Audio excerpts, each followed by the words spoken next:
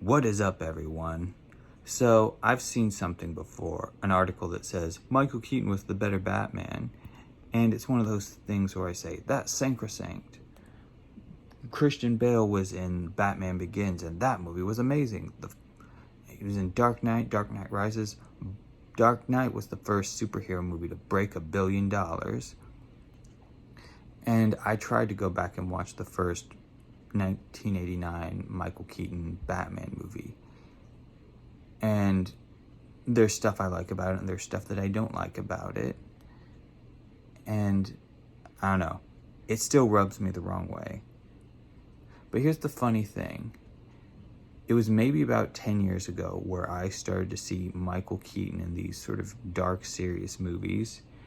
And I had this weird feeling. I couldn't help but think to myself, okay, what he's doing right here in this picture, I could see that being a take on Batman.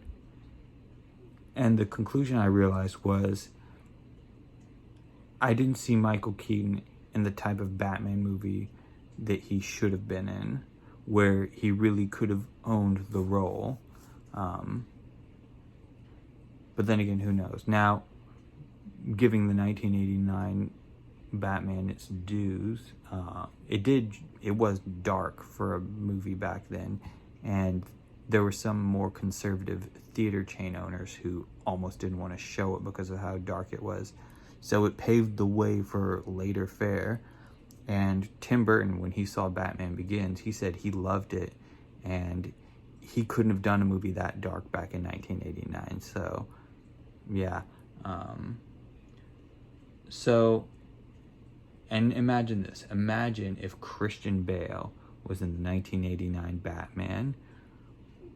You have to wonder, like, how would that influence your assessment of his take on the character? And of course, let's not forget Val Kilmer and what's his face, the ER doctor guy. I can't believe I'm forgetting his name. Yeah. Was it their fault that those movies were so bad, or was it, what they had to work with? And I'll even go out on a limb and say, was it really Joel Schumacher's fault? Because you look at the body of his work and you think this should have been great. But Warner Brothers, they do what they do. It's a funny thing with Warner Brothers. They always do this thing where they meddle and then they realize, mea culpa on that one, we screwed this up. Let's give a person free rein to do what they want to do. And then they meddle again. It's like this thing they just can't get over. So that kind of went from Michael Keaton versus Christian Bale to some other thing. But we'll get to find out how true this is when we see Michael Keaton in that Flashpoint movie that's going to be coming out maybe in the next year or so. So, I mean, it's a superhero movie in today's world, so how could we not be excited to see it?